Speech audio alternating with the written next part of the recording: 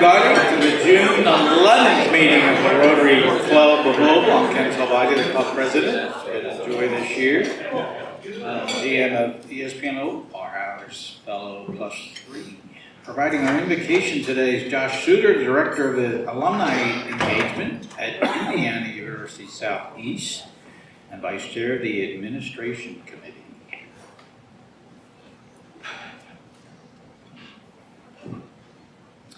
Will you pray with me, please? We give thanks for the blessings of this day, for the opportunity to gather in fellowship, and for the privilege of serving our community.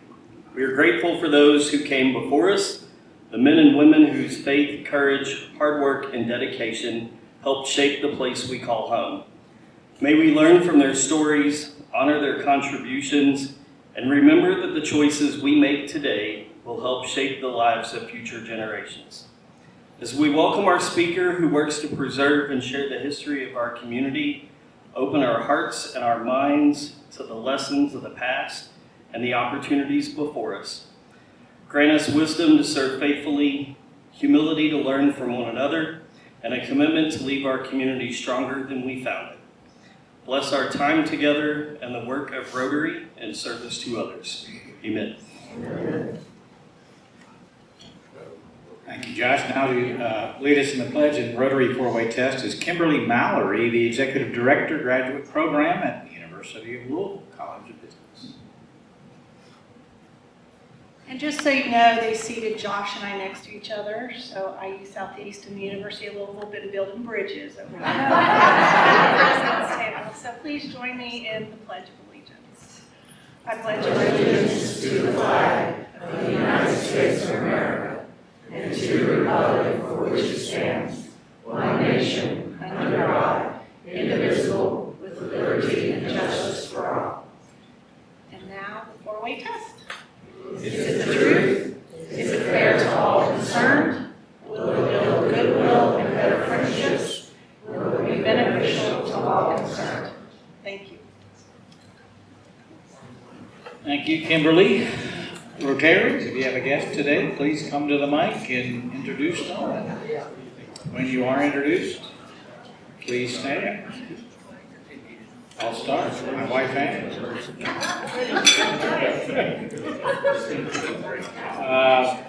also, Corinza Townsend is supposed to be here too, so you all know her, the Chief Administrative Officer of the West End Hospital.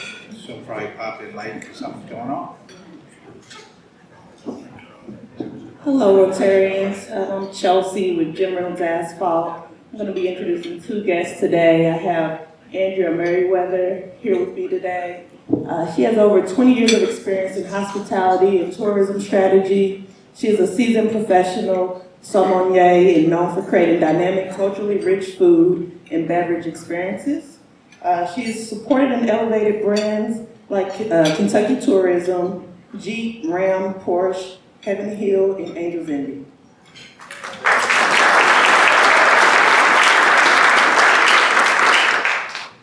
And then also, I forgot, she's also on the board with Historic Locust Road as well. And then I also have Chris Watkins here with me today. He is an entrepreneur, venue owner, and a community-minded business leader from Louisville, Kentucky. He's the owner of Stella's Venue, as well as Drift Louisville Boat Rental. He oversees multiple entertainment event venues focused on hospitality, community engagement, corporate events, and tourism partnerships.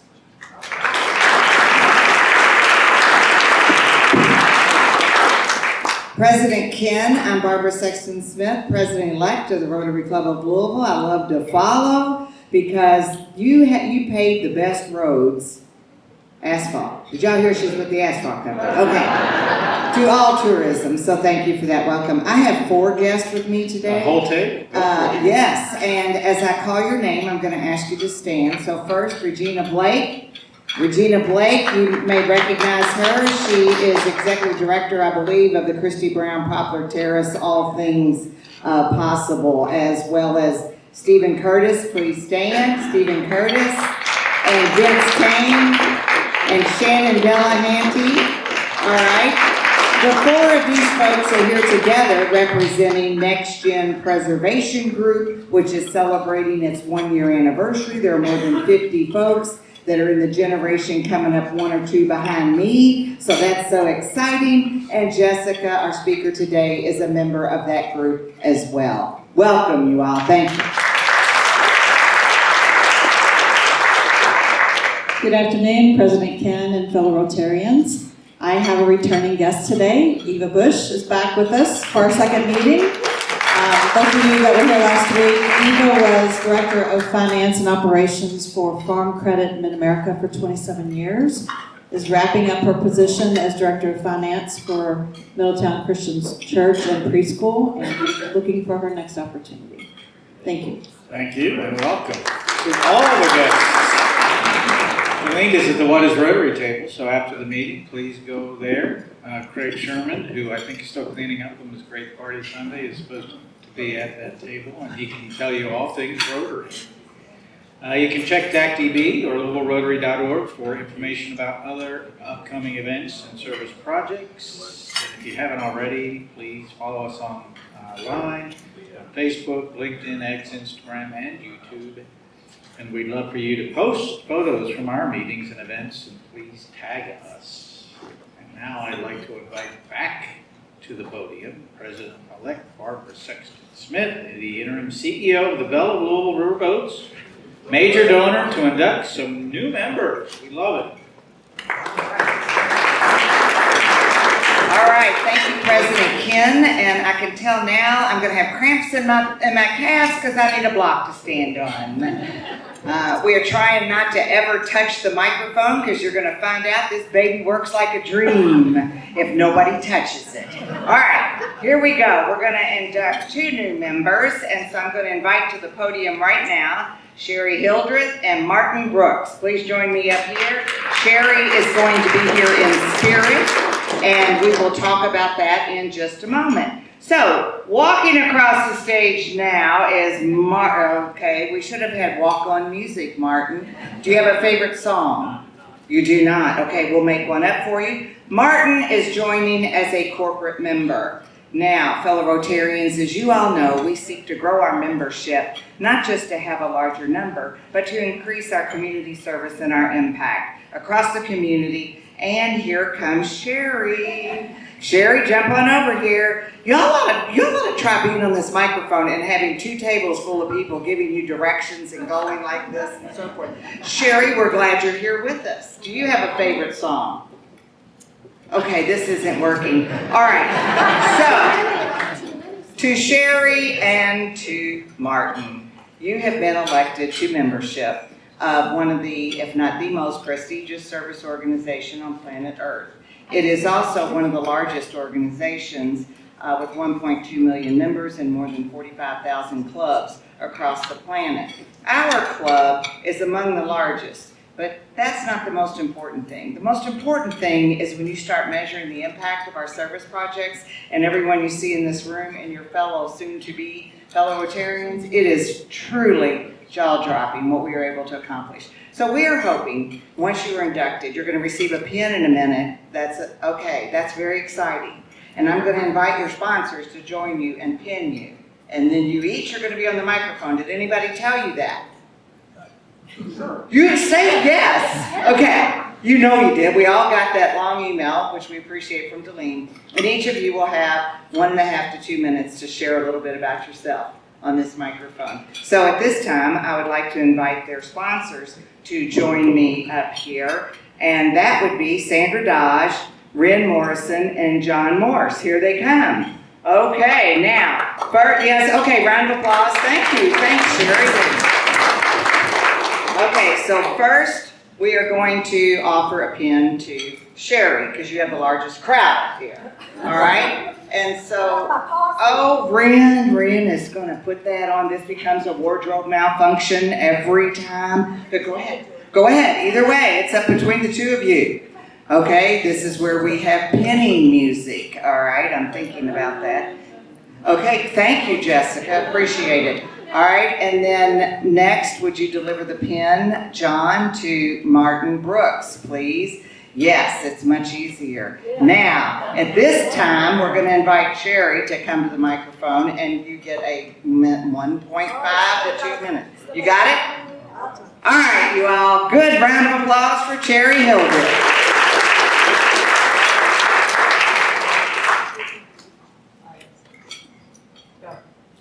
Hey, y'all. I don't think I need a microphone, because I'm really. Yes, you do. Oh, anytime you come over, there you go. Anytime you come, here you go. This is not camera. Okay, all right, keep your hands right here, right there on the phone. You got it. Okay, so I am the oldest of 3 children. I have a sister in New York City, a brother in Orlando. I was born in Lexington to a 19 and 20-year-old parents who lived in UK married student housing. Grew up in Bowling Green, but now I live in the Highlands. Yay, Highlands, right behind Bellarmine, with three fur babies, Lexi, Sammy, and Scony. Rescue fur babies, forgot that, very important.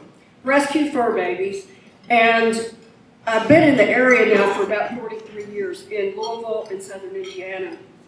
I graduated from Western Kentucky University with a double major in biology and psychology and minor in chemistry, and then I was in the second year cohort of UK U of L's executive MBA. Graduated from that in 2016. So now I have degrees from Western, U of L, and UK. All right.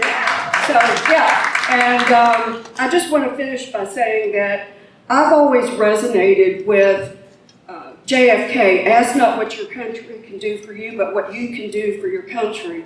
And so that is why I'm so excited, honored, and thrilled, honestly, to become part of this group of very accomplished and distinguished professionals. So I'm very humble. Thank you so much. All right, now I welcome to the podium Martin Brooks. Round of applause. Thank you. I'm Martin Brooks. I'm a part of Rotary at the invitation of Educational Justice, which is one of the groups that you have supported. In fact, you helped start. I'm a 7th generation Kentuckian. My family came here in 1778.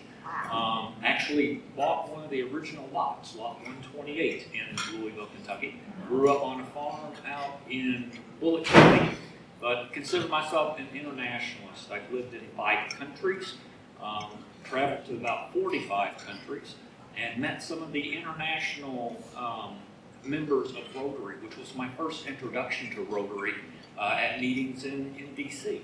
So I'm looking forward to getting to know you and promoting educational justice and connecting with the international components of the club here. Am I supposed to talk about school? School? It doesn't matter. Okay. Ask if you're interested. Okay. We're always. Thank you. All right, now everybody that just was up here, move to the front of the podium. President Ken will flank on my left. I'll flank. Come on, y'all. Come on. Up on the front of the podium, we're going to move in for the photo of, yes, everybody. All in, all in. Let's go. This is photo of the week.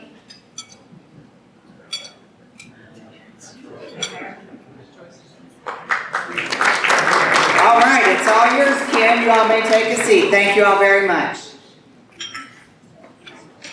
All right, thank you, Barbara, and welcome. Any other new members to our club in the past year? We have plenty. If you're here, please stand so we can applaud you as well.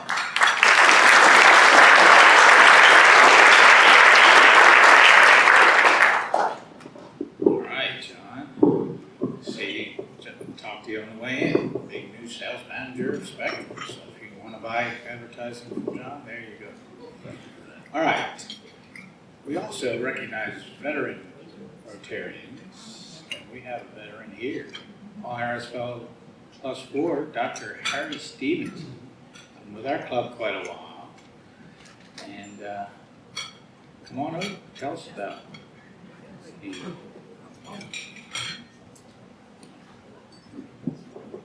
I am a retired ophthalmologist and also emeritus professor at the University of Louisville School of Medicine.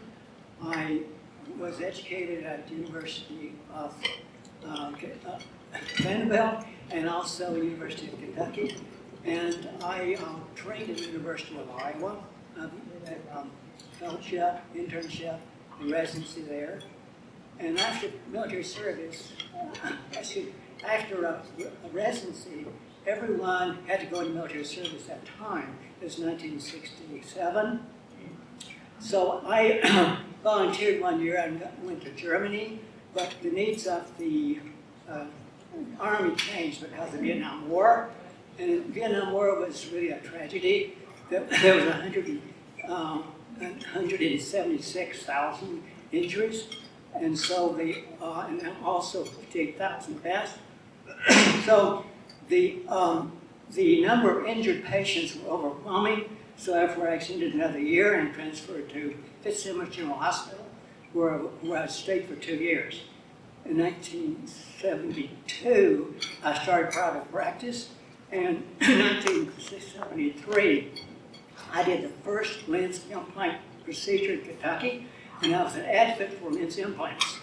And so I became a cataract and implant specialist, and retired in 2017.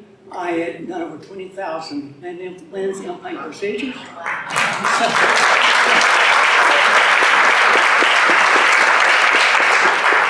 In 2013, I became a full-time professor at the University of Louisville because I was interested in research. I retired in 2017 because of prostate cancer. And after retiring, I joined Rotary because I wanted to make Louisville a better place to live. And I've been married, Kathy and I, for 58 years.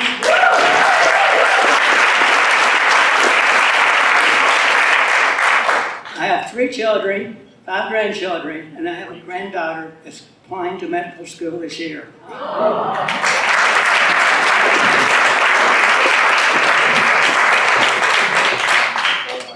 We appreciate you, Dr. Harry. I'd like to invite back up here John Morse, the Chair of the Education Justice Committee of our Youth and Education Committee and a Paul Harris Fellow for a special presentation.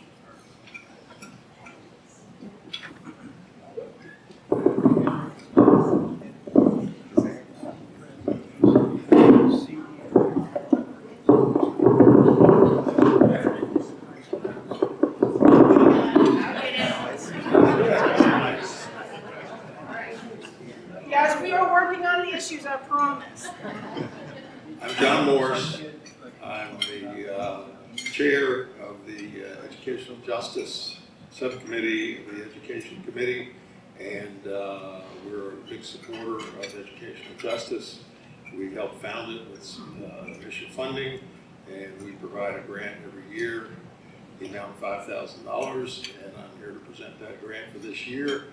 Come on up. Martin. Martin.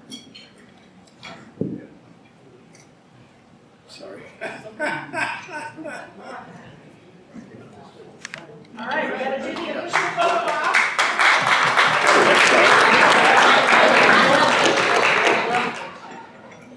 That's great. All right.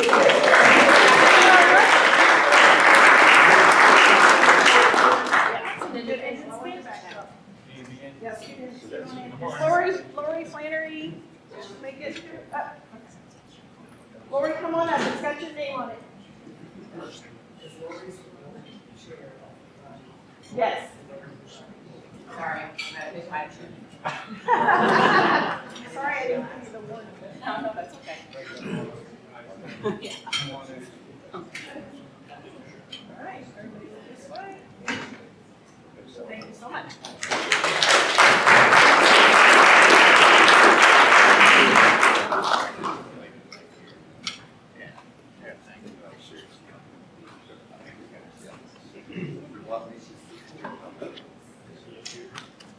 All right, and now I'd like to invite to the podium Alice Alt, the Executive Director of Kentucky to the World, and Paul Harris Fellow to introduce today's speaker.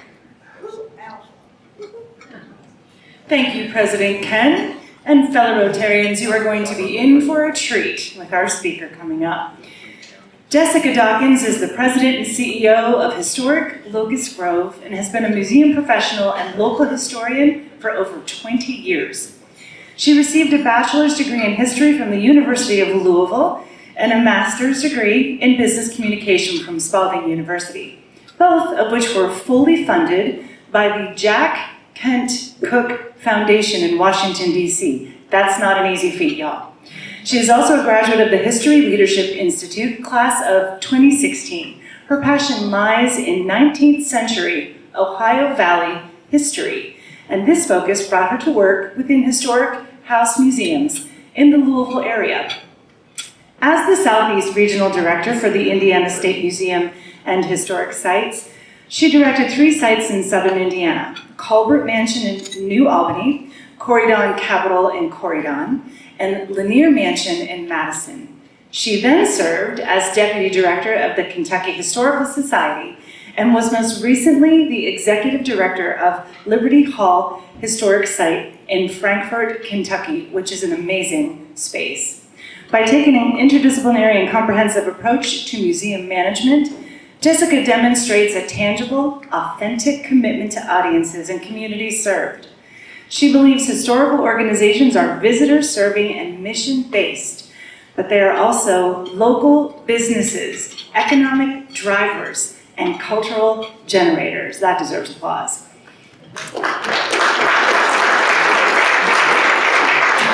Through inspirational storytelling, creative programming, and intentional collaboration, Jessica is a passionate advocate for history as a crucial tool in the life of the everyday citizen. She also serves on nonprofit boards and committees, including Louisville Public Media's Community Advisory Board and Happy Birthday Park. She was board chair for Farmington Historic Plantation and was named one of Business First's 20 People to Know in Tourism and Hospitality. In an easy way for you to get to know Jessica, I asked her one thing she wants us to know about historic Locust Grove, and she said that it belongs to you. Jessica?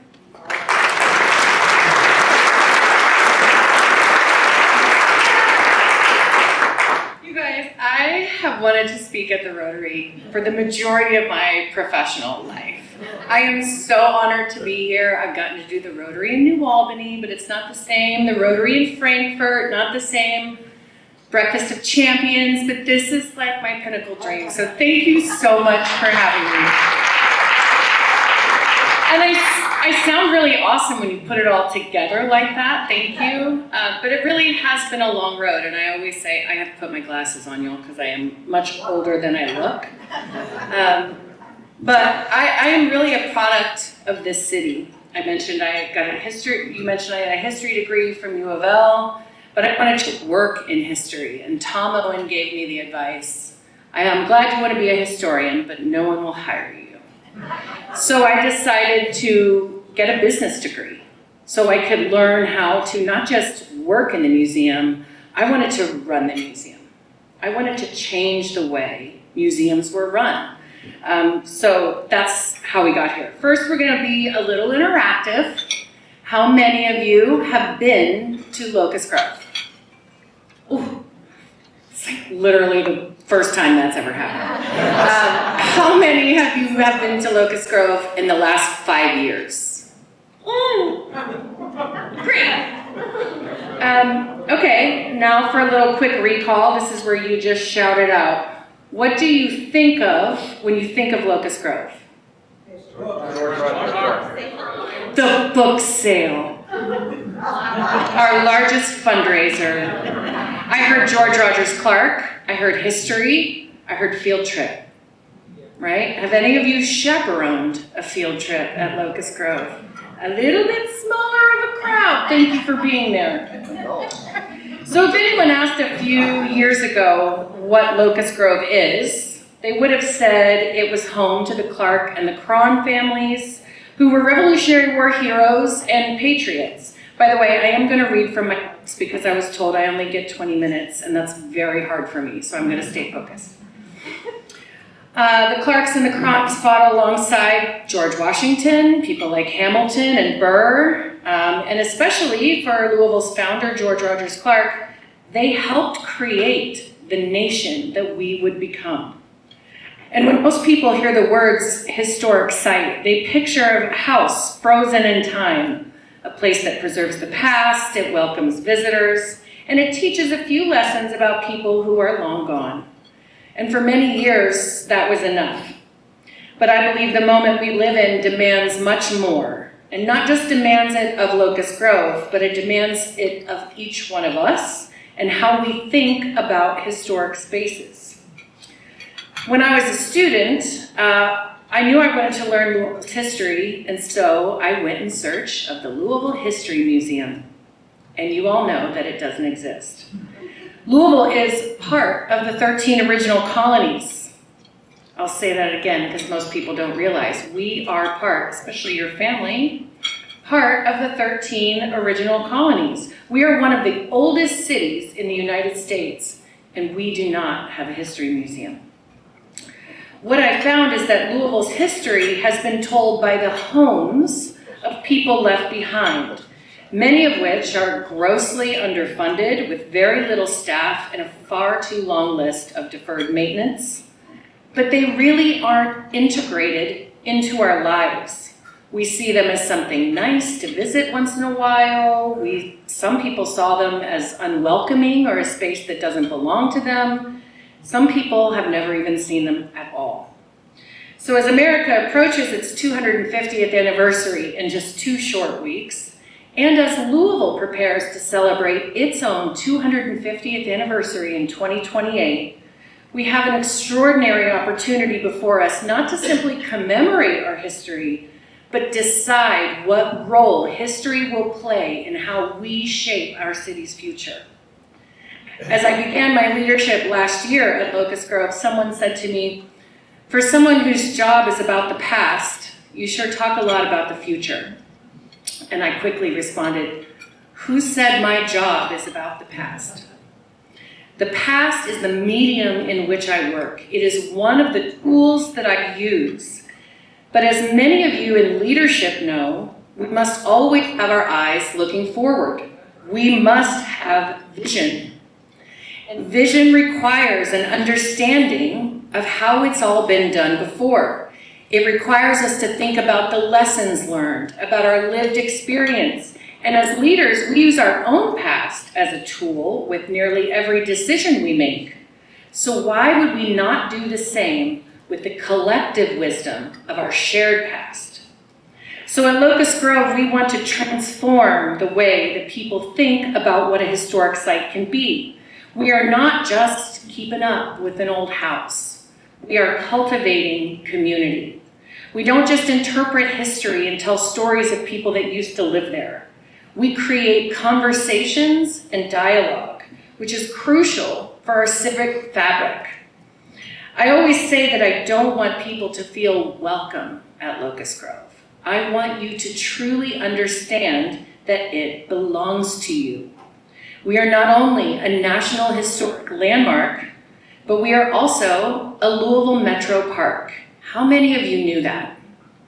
We are like Cherokee Park or Seneca Park or Shawnee Park and all the others. We are open to everyone all the time, but you can't always get into the old house. Which means that our existence is meant to serve the public. And one of the ways that we can do that is to continually ask, who are we as citizens of Louisville, as people of the Commonwealth of Kentucky, and as United States, members of the United States? But also, what do we value? What do we owe to one another? What kind of future are we trying to create together? And these are not easy questions to answer, especially when we cannot agree on who makes up the we. So these questions matter because Louisville and our nation really is at a pivotal moment. Like many cities, we face challenges that cannot be solved by policy. We need places that help people connect across our differences, spaces that encourage reflection instead of reaction. And we need opportunities to build trust, strengthen civic life, and cultivate a shared sense of responsibility for our community. So we create these opportunities by expanding our own idea of what is possible. When I spoke before about how we described Locust Grove, the home of Louisville's founder, the only site of Revolutionary War history in the city, now we say something different. Now we say that Locust Grove serves as a cultural generator that connects authentic experiences across place and time. We do so through our 4 pillars of programming: history, arts, civics, and land. And when you are a sponsor of Locust Grove, you do not sponsor an event because we want you to invest in our mission and not a moment. And so each pillar carries a portfolio of programming within it. Locust Grove once spanned over 700 acres, with 55 original acres remaining today. That is 55 acres of land kept intact for over 230 years in the middle of our city. Part of our 55 acres is over 30 acres of woodland forest that has not been touched by development and is surrounded by 2 centuries of our city's most elite citizens. And while the house is nice, the land is our most valuable asset. And that's why Locust Grove's vision extends far beyond the walls of an 18th century house. This past year, I am happy to announce, we launched a very large campaign, one that Locust Grove had never seen. It was called our 250 for 250 campaign, which was to raise $250,000 from October 1st to July 4th, 2026, in order to fund 3 visionary initiatives. I am happy to report that we made that goal in 7 months.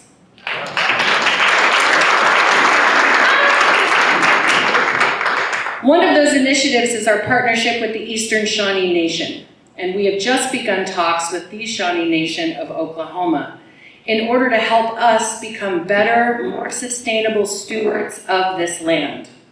We want them to be able to tell the story of the millennia of time they lived here on the same blocks we live on today, but also how to steward the ecology of the space so it can serve as a true form of living history, helping return their culture and language to their ancestral home where they had been for thousands of years. But what they, I try to put it nicely, one of the reasons why they want to work with us so much is because of the home in which we care for is the home of the man who was responsible for their removal. It means a great deal to the Shawnee Nations to be able to talk about their culture in a land that was once theirs. Another one of our initiatives is a civics education program known as Lua Virtue. This comes out of my work at the Culbertson Mansion in New Albany. I will try to sum it up very quickly. Our interpretation there was one of benevolence, not philanthropy, and there's a difference. The closest way I could get children to understand the idea of benevolence is Christmas spirit. They knew that at the holiday, you do things for others that you wouldn't normally do without expecting anything in return because it's the right thing to do. But benevolence is one of our most crucial virtues. I would ask them in field trips, the children 3rd grade would come, I would ask them to find honor. And in 2012, good. But by 2020, they could no longer put words together that defined what honor meant as a citizen. And that's when I realized it wasn't enough to say, go vote. We had to go back all the way to basic common virtue on why it is important to be a productive member of a democratic community and society. It is hard, especially today, to teach children virtue when everything we give them is vice. How do we teach deference in a land of instant gratification? We reward hustle over humble. It is very difficult for these children to practice in real time making virtuous decisions when everything around them conflicts with that. And the separation between young people and adults and the elders is vast.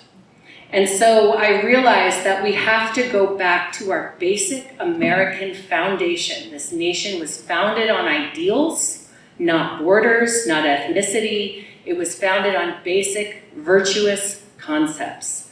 So we have to teach patience. We have to teach humility. We have to teach integrity, but not just teach it, how to enact it in real time. So Lua Virtue will pair children with, these are teens throughout the city, with mentors like yourselves, I will be calling, to do not just learning the virtues in our founding documents, but also how it can be implemented in service projects throughout the community. Lastly, our last initiative is, well, remember when I said that we don't have a history museum? Well, I want to make one. So we have joined forces with our friends at the Filson Historical Society. You guys, they have all the stuff, but they're a research facility. They're not interested in being a museum. So we have all come together for Locust Grove to become a satellite exhibition space for the Filson's Louisville-based collection. Thank you. And we will use their artifacts to help highlight the different facets of our city's incredible stories over the last 250 years. Now, these initiatives might seem different for a historic house on the surface, but they really are connected by the single belief that history is not valuable because it tells us where we've been. It is valuable because it helps determine where we are going. And too often, our communities treat history like it's something separate from daily life, like it's a collection of dates and objects and stories that belong to the past. But it is really a tool. It helps shape our identity. It helps us understand our responsibilities as citizens. And it helps us understand ourselves in a larger American story, especially in a place like Kentucky that has served as a catalyst for American history over and over again. But perhaps most importantly, it truly creates belonging because people care for places when they are connected to them. They invest in communities when they believe they are a part of them. And Louisville has long been a city that uses culture as a line item to drive industry and economic growth. So this is why I believe our greatest challenge that comes to Louisville is not economic, it is not political, and it is not cultural. Our greatest challenge is civic. Can we create a city where everyone feels connected to one another? We celebrate ourselves as a city of neighborhoods, and we celebrate individually, whether it's the Riverview Fest in the South End, or the Gaslight Festival, or even the Dainty in Germantown. We celebrate as pockets of our individuality, but what brings us together as a whole, besides the Derby? Can we cultivate the virtue that is necessary to sustain a healthy community and the next generation coming up? Can we create a sense of belonging strong enough to carry us into the next 250 years? But can we really talk about how every Louisvillian deserves to see themselves in our history? And I believe we can. But it will take all of us, business leaders, educators, nonprofits, government, neighborhoods, family, elders, because cities are not built by buildings. They are built by people. And the future of Louisville cannot be determined by what we construct, but rather what we cultivate. I use that word specifically because it takes care and attention to grow something.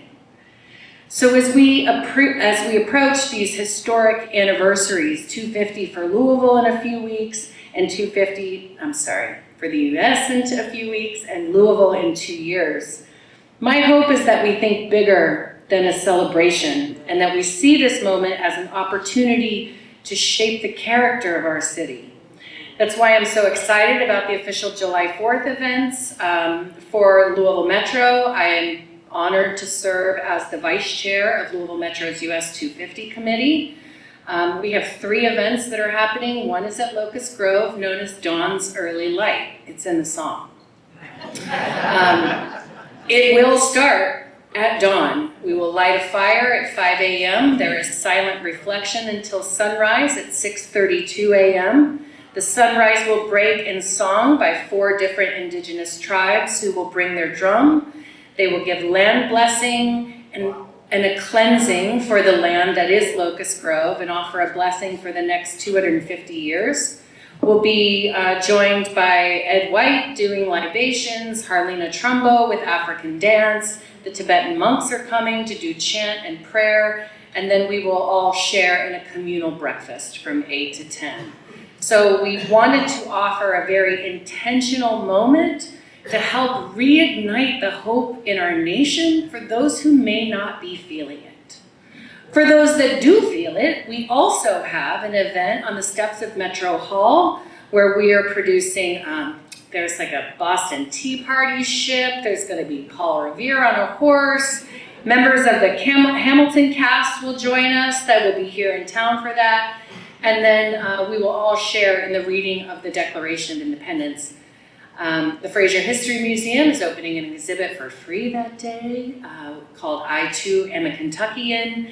And then it will be a larger than normal fireworks show on Waterfront Park with lots of family-friendly activities. So I'm happy to say that our event, Dawn's Early Light, is sponsored by our civic sponsor, Independence Bank. Thank you. So I'm really excited. I really do hope that future generations, many of you may remember what it felt like in 1976 when we celebrated the bicentennial. I hope that future generations remember what it feels like for this commemoration, not as just a moment that we marked 250 years, but as a moment that we decided to move forward in a direction that is rooted in who we are. If I leave you with anything, it is that I want you to remember history is a civic tool, Locust Grove is a cultural generator, belonging is our outcome, and transformation is the goal. It positions Locust Grove not just as a museum, but as a civic institution, helping Louisville define itself for its 250th birthday. Thank you.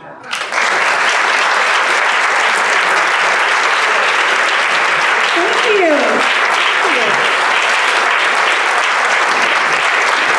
Okay, Ken. I hear there will be questions. Thank you all, thank you. Oh, I will also say, Andrea Merriweather is not just on our board, she is about to become our board chair and will be the first person of color to lead Locust Grove in its history. Come on up Questions? and ask some really good questions, Ken. Okay. Come on, you guys. Let's do it. Thank you. Okay, so while Holly's coming up, Jessica, Barbara Sexton Smith again, because we introduce ourselves and we follow the Q&A rules up here. Okay. So, if you would, take just a minute, give us a snapshot of your business model, your earned revenue versus your contributed revenue, how are you governed and regulated, and how can people get involved? I am so glad you said that because I'm very proud of what we've done with our business model. We are a nonprofit with a board of directors. Many people on the board have been on for years and years and years and years. Many are neighbors. But in the last few years, we have done an incredible job in diversifying the board and who represents us. So I'm really proud of that. Not only with our leadership, but also we are in talks with including descendants of the enslaved on our board, as well as members of the Shawnee Nation on our board. I inherited a budget of about $750,000 in January of 2025. And we're about to pass a budget of $1.6 million for the fiscal year 2027. We doubled our budget in 1 year. Our friends at the investment firm said, no, you didn't. And I was like, yes, I did. Because I find that people want to fund good work. We do not have a large endowment. We do not. I wish we would. I'm coming to you for that again another day. But I would say maybe 25% is endowment income and appropriated giving. We are a metro park, but we received the same appropriation we started getting in 1964, which is $13,000. So we do it. We make it work on our own. I would say 70% is by individual and corporate giving. Absolutely funded by the people who believe in our work. And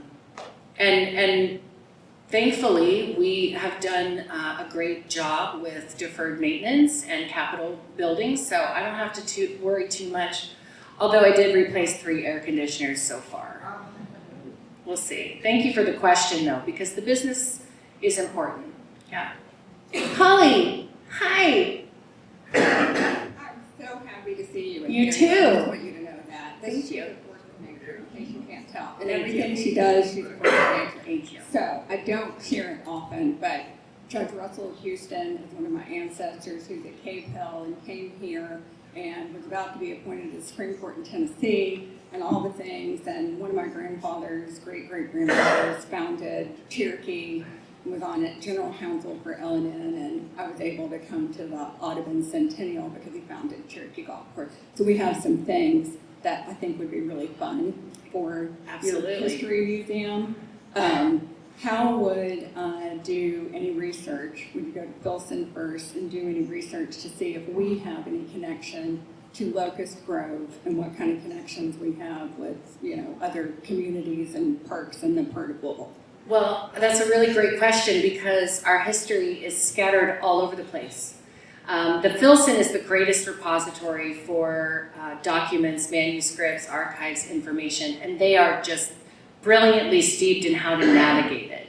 But we also have collections at U of L. The city has an archive off Industry Road with some incredible maps in it.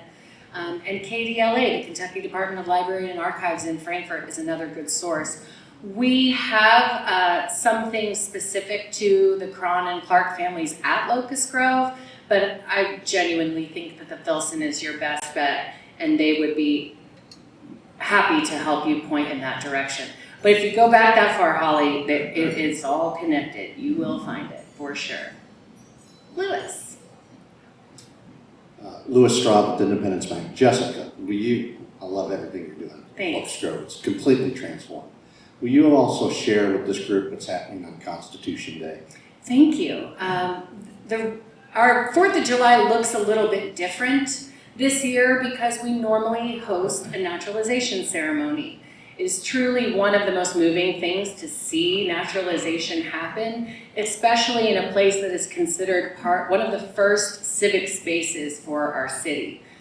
So there was an executive order that came down from the federal government that said you are not allowed to have a naturalization ceremony on July 4th, 2026. Very specific, unless it was at a national park, I think. But the only national park we have is Mammoth Cave, but there's one being hosted at Lincoln's birthplace. I don't understand it, we just switched directions. So Constitution Day is September 17th. That is when we will team up with our federal government to host a naturalization ceremony. And for those that don't know, Constitution Day, when we talk about the Declaration and the Constitution, basically the Declaration is a list of 27 grievances that the colonists wrote down about their oppressors. We are seceding because of this. Those 27 things became the structure of the Constitution. They were enshrined into our language to make sure we didn't have that again. So just for a quick basic understanding of what those two documents are. So we celebrate Constitution Day, and we'll do so by making new citizens, and Lewis will be our speaker that day too. So, as I said, Independence Bank is our civic sponsor. Thank you for the question. We're also doing something else really big, but I can't tell you yet. We're having a major announcement on Tuesday, so you're just a few days early. It is at George Rogers Clark Park. There's an event for York, who was the man enslaved by William Lewis and Clark on the trail, really for his whole life. And we are making a major announcement there. So I can't tell you yet, but I promise you it's going to be national news. I'm just going. You guys, I dream big. So yeah. Thank you. Thank you.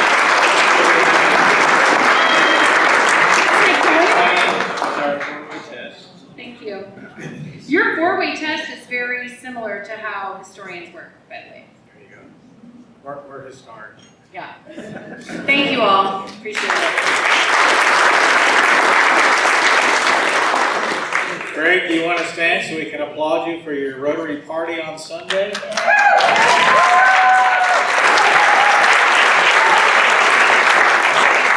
You ordered up great weather, and it was wonderful fellowship. Thank you. And the What is Rotary table has 3 wonderful people.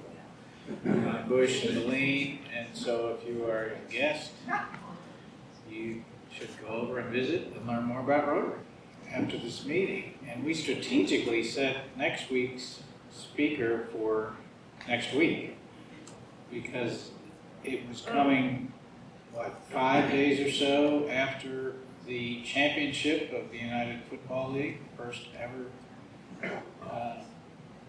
global team is in it. And guess what? It worked, because win or lose, it'll be a great speaker. Barbara? Yes. All right, thank you, President Ken. And fellow Rotarians, before I introduce and add a little bit more about next week's speaker, if you are ever wondering, does President Ken, President-elect Barbara, or Executive Director Deline really pay attention to those suggestions that you make? Keep them coming. We got several recently on the same subject. They were saying, the meetings have been running a little long. Could we make sure we try to end by 1 o'clock? President Ken, it's 12:51, is that right? Okay, so I am not speaking for 9 minutes. Don't worry about that. All right, thank you for your suggestions. We appreciate it. So next week's speaker is going to be none other than Coach Chris Redman of the already championship United Football League team, the Louisville Kings. This is our inaugural season. And yes, on Sunday night at 9 o'clock, I was texting the mayor, are you watching this game? This is so crazy. We're going to Washington, D.C. next Saturday. And Lacey said, who are you texting? I said, well, First Lady and the mayor are watching the game. They are all in on the Kings. He said, what are they saying? And they say, well, they want to go to D.C. And Lacey said, we're not going. But we will be watching it at 3 o'clock this Saturday. And I'm going to quit calling it, Amy, the Baby Bowl. You know, but the United Football League, this is the Super Bowl of the United Football League. It's quite amazing. I have a connection to Chris Redman. His father, many of you know, Coach Bob Redman, I believe coached at Mayo High School. Somebody correct me if I'm wrong. But Bob Redman played on a championship football team in 1969 at Thomas Jefferson High School. And the only reason I know that, Sandra, is my brother, Bob, who is a former roommate of Steve Lannert, fellow Rotarian. See, it all comes back to us, y'all. I find my way home eventually. They played on that football team together. So I'm really excited. And we were season ticket holders, and we're already season ticket holders, Lacey, I forgot to mention that to you, for next year. Okay, so everybody please show up and make your reservations on the QR code. Let Tracy or Deline know before noon on Monday. Yes, that helps us with the meal prep and meal ordering, or cookies only and tea. And this room is going to spill over. I don't know, President Ken. We're going to have people in the parking lot and everywhere else next week. All right, and one quick announcement. If you are a committee chair or vice chair, you know who you are. There's 96 of you throughout the club for the coming season during my year of presidency, and you were not able to be at the onboarding orientation, don't worry. I got everything you need to know right here. Got it in a box of packets on my desk. Come see me and grab one. President Ken, it's all yours. Thank you, Barbara. I don't know of any watch parties on Saturday, but there probably is one. But it's on, there's several, okay. It's on ABC, WHS TV locally. This is a professional sports league, so we could have a professional championship team if we beat the DC Defenders, who we've already beaten twice. So, we've proven we can beat them. They are the defending champions, and it just so happens that that was the selected site for the game, so it's actually a road game for us, and that'll be a challenge. We won 7 of 8, so we could do well. After we won that first game, Coach Redden made a really tough decision to trade his quarterback, Jason Bean, to DC. So that's who we are going to face.